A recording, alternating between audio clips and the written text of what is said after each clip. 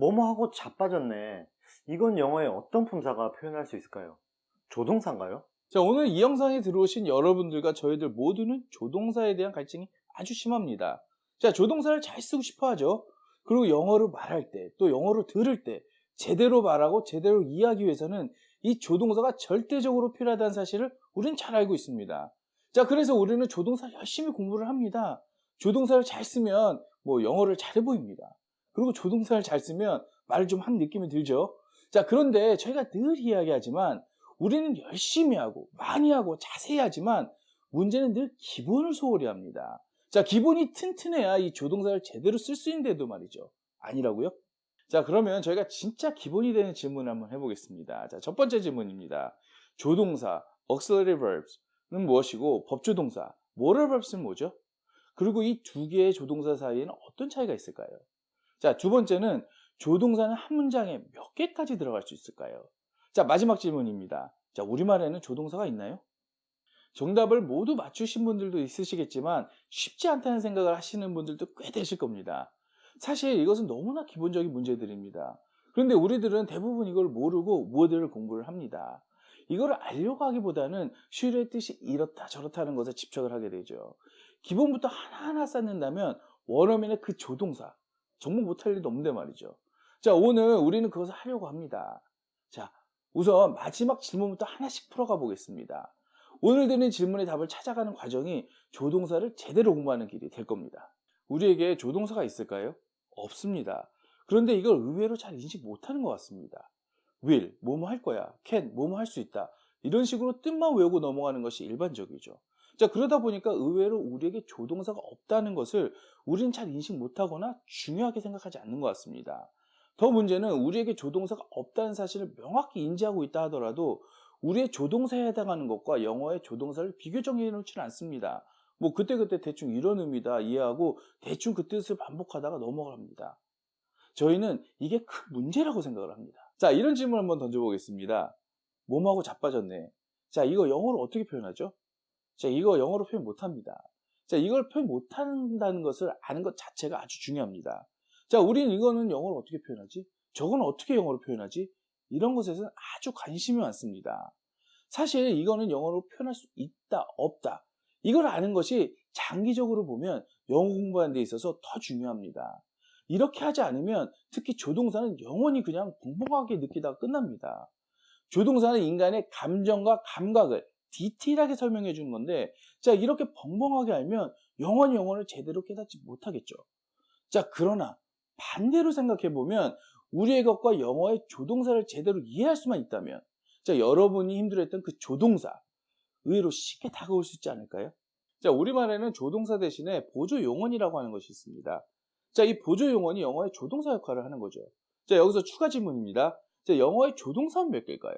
우리가 사용하는 보조 용어는 몇 개일까요? 영어 조동사를 어떻게 나누느냐의 문제이기 때문에 차이는 분명히 있습니다만은 저희들은 이렇게 16개로 나눕니다.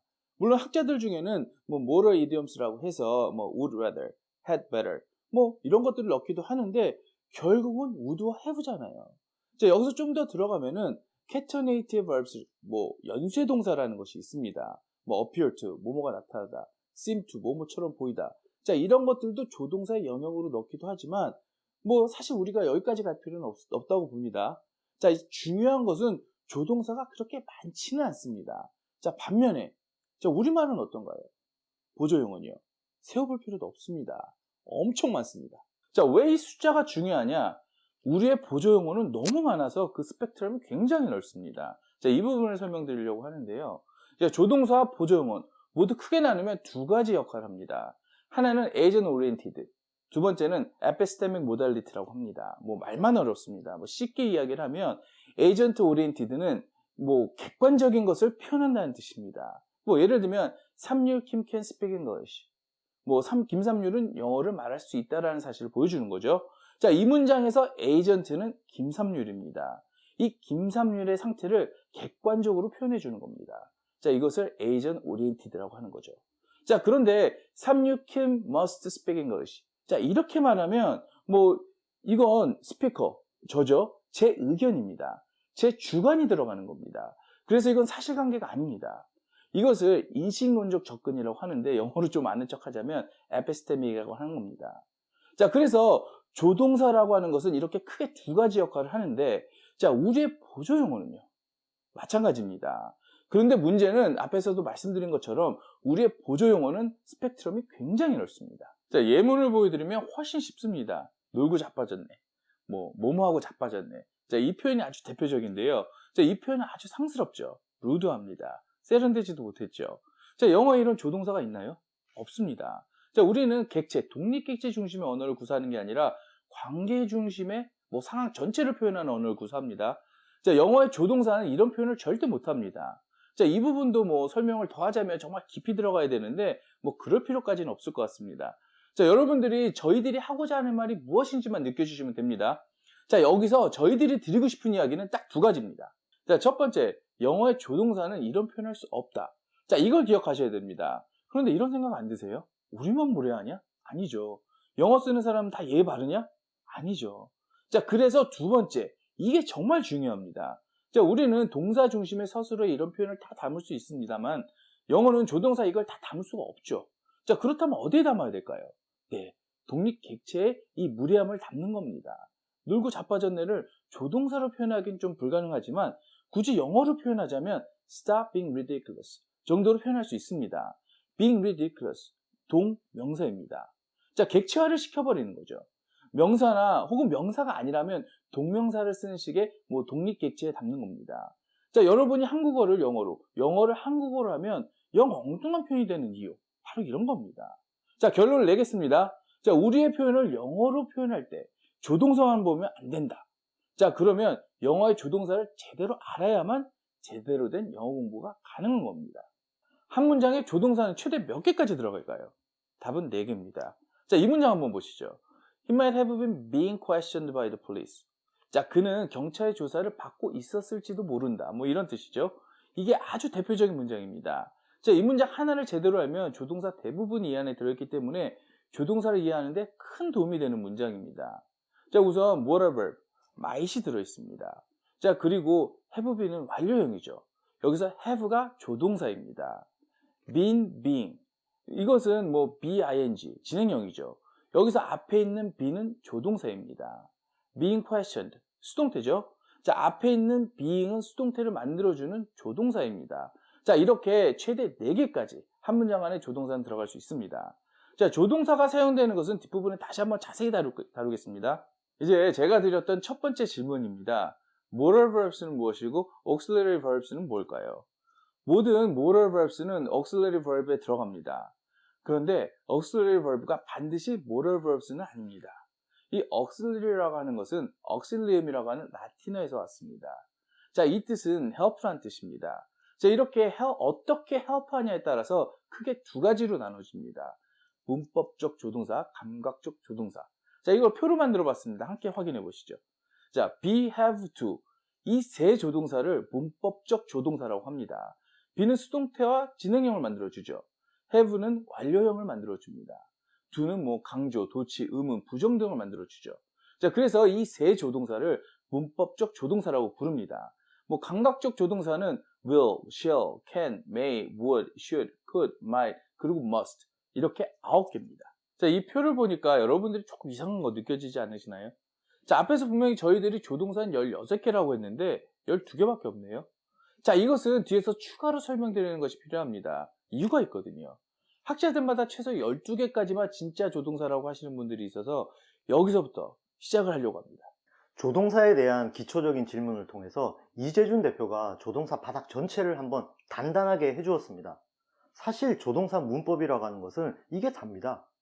원어민 조동사와 우리의 보조용언의 차이를 이해할 수만 있다면 충분하죠. 저는 여기에다가 몇 가지 기본사항만 보충을 하겠습니다. 그러면 조동사는 얼추 끝이 날 것입니다. 그 첫 번째는 바로 조동사의 종류입니다. 방금 이 표 보셨죠? 크게 나누면 조동사는 3개와 9개, 총 12개가 되고요. 여기에 보통 4개의 조동사를 더 붙이게 됩니다. need, there, ought to, used to 이것들입니다. 이것들은 마지널 모델스라고 하는데요. 마지널이라고 하는 것은 우리가 잘 아는 마진, 이 마진의 형용사죠. 마진이 조금 남았다 할 때 그 마진이죠. 끝자락에 조금 남은 것, 즉 주변부를 말합니다. 그러니까 이거를 조동사라고 안 할 수도 없고, 또 조동사라고 하니까 조금 부족한 것 같고, 그래서 학자들이 marginal modals, 주변부 법조동사라고 하는 겁니다. 여기서 저희들이 생각하는 중요한 것은 조동사는 16개라는 사실입니다. 이 조동사라는 것은 감각, 감정을 표현하는 것인데, 사람마다 이 조동사를 느끼는 느낌에 조금씩 차이가 있기 때문에 학자들끼리도 차이가 있습니다. 감각, 감정이잖아요. 물론 문법적 조동사의 경우는 아주 객관적이기 때문에 그 기준만 잡으면 차이가 없지만, modal verbs, 즉 감각 혹은 감정을 나타내는 조동사는 구분에 있어서 차이들이 있습니다. 원어민이라면 이것이 크게 중요하지 않습니다. 자기들 언어니까요. 그냥 느끼니까요. 느낄 수 있거든요. 그러나 우리 같은 외국인의 경우는 기준을 잡아놔야 흔들리지 않습니다. 흔들리지 않기 위해서는 자기 기준, 자기 확신이 꼭 필요합니다. 이렇게 16개의 조동사를 확실히 해두는 것이 중요한 이유로 대표적인 것이 두 가지가 있는데요. 첫 번째는 동사 전치사가 선택해서 연결하는 것이라고 했습니다. 조동사도 마찬가지입니다. 선택하는 방법을 우리는 사용해야 합니다. 그런데 이 선택을 할 때 16개의 조동사 중에 하나를 선택해서 연결하는 연습을 해야 하는데, 16개가 되었든 20개가 되었든 정해두는 것이 아주 효율적입니다. 특히 우리같이 선택이 아닌 설명해서 풀어가는 형식의 언어, 우리 한국어죠. 특히 우리는 이 조동사의 기준을 잘 잡아두어야만 합니다. 이것은 문법적 문제라기보다는 방법론적 접근입니다. 뒤에 부록편에 가서 이 부분에 대해서 조금 더 이야기를 드리도록 하겠습니다. 두 번째 이유는 이 문장 한번 보시겠습니까? 4개의 마지널 모델스 중에 need를 한번 해보겠습니다. I need to go to school. I need to go to school. 이 두 문장, 문법적으로는 문제없는 문장들입니다만, 영어를 아주 잘하시는 분들이라면 이 문장은 이렇게 잘 안 쓰는데 라고 하실 수는 있습니다. 지금은 need와 need to를 비교하는 것이 중요하기 때문에 이 문장을 씁니다. 둘 다 뜻은 학교에 갈 필요가 있다, 이런 뜻이죠. 그런데 왜 이렇게 나눴을까요? 이건 뉘앙스가 다릅니다. 첫 번째 문장에서 need는 확실한 조동사입니다. 이렇게 to를 빼면 어떤 느낌이 되냐면요, 이게 참 뉘앙스라서 설명이 어려운데요, 제가 말하는 톤에 집중해 주세요. 학교 빨리 가봐야 되는데, 제가 좀 오버는 했습니다만 이런 느낌입니다. 뭔가 학교에 두고 와서 좀 찝찝해요. 그래서 지금 당장 가고 싶은 어떤 표현이 되는 것입니다. 감각적이고 감정적으로요. 그러면 조동사입니다. 그런데 I need to go to school 하면 필요에 의해서 가는 느낌, 감정이나 감각보다는 가야 되니까 가는 느낌이 있습니다. 이러면 조동사가 아닌 것입니다. 어렵습니다. 아주 어렵죠? 이걸 부정문을 만들어 보면 훨씬 더 확실해집니다. I need to go to school은 I needn't go to school이라고 할 수 있습니다만, 두 번째 I need to go to school은 부정문으로 만들면 I don't need to go to school, 조동사 do를 씁니다. 즉 뒤에 문장은 원어민들이 조동사가 아니라고 보니까 조동사 do를 사용하는 것입니다. 그런데 이럼에도 불구하고 학자들 중에는 뭐 이렇게까지 구별을 하는가 해서 need는 그냥 조동사야 하는 분들도 있습니다. 자, need. 여러분, 솔직히 이 영상에서 need 절대로 마스터 못합니다. 나중에 저희가 조동사 시즌2를 하게 되면 여러분이 느끼실 것입니다.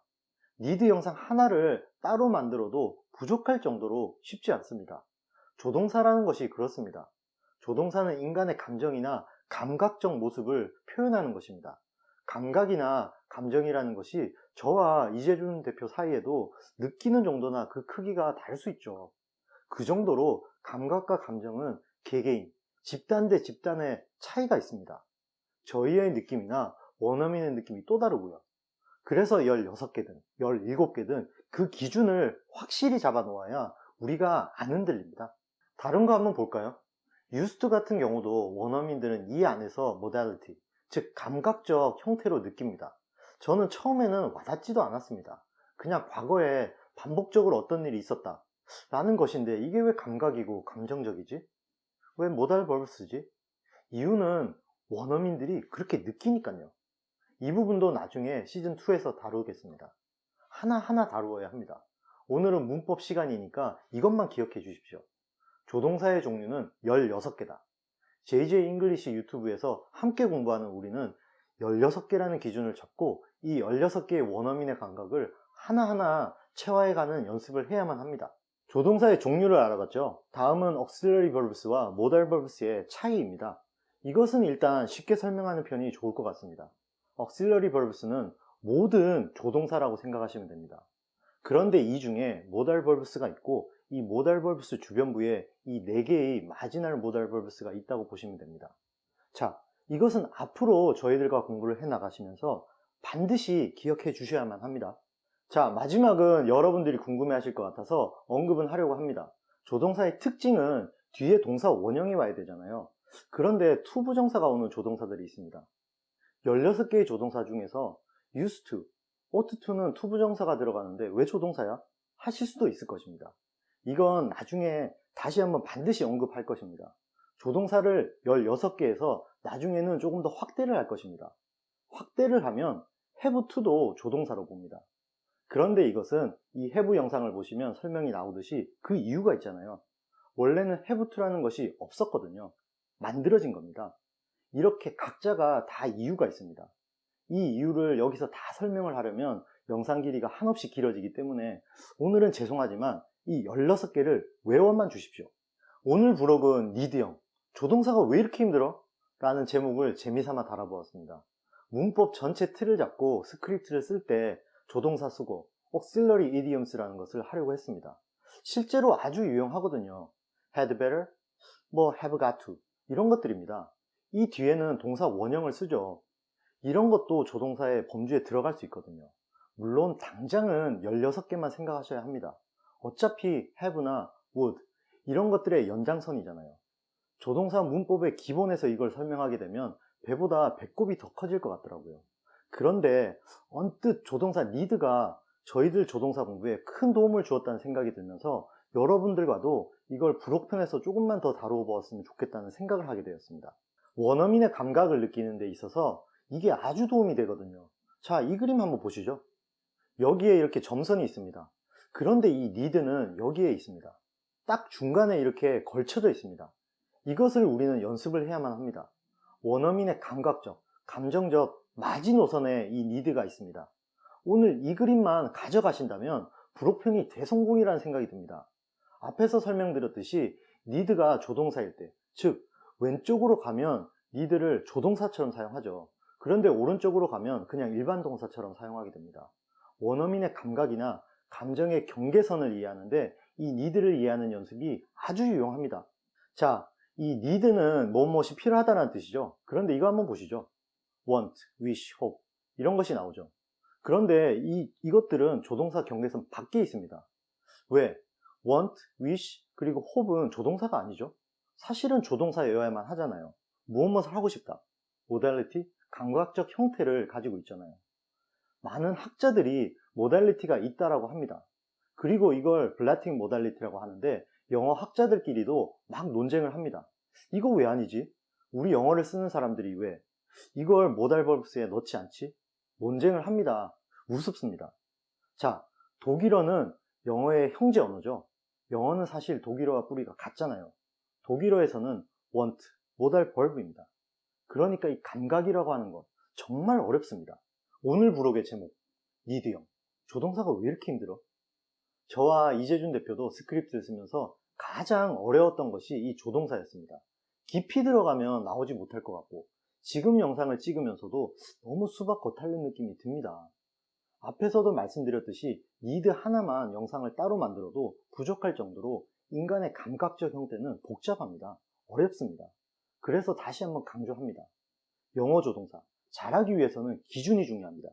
이 그림 다시 한번 보시면서요. 일단 여기까지 조동사의 경계선이라는 그 기준만 오늘은 확인해 주세요. 오늘 우리는 영어의 조동사가 무엇인지 확인해 보았습니다. 오늘 영상은 앞으로 우리가 공부해야 할 영어 조동사의 시작일 뿐입니다. 16개밖에 되지 않는 조동사로 우리는 우리의 복잡 미묘한 감정과 감각을 표현할 수 있어야 하니까요. 저희들과 조동사를 제대로 공부하기 위해서 또 앞으로 조동사 시즌2를 대비하기 위해서 여기 조동사 기본 개념 시리즈는 반드시 확인해 주세요. 저희들이 그 링크를 아래에도 걸어 두겠습니다. 감사합니다. 좋은 하루 되세요. 바이.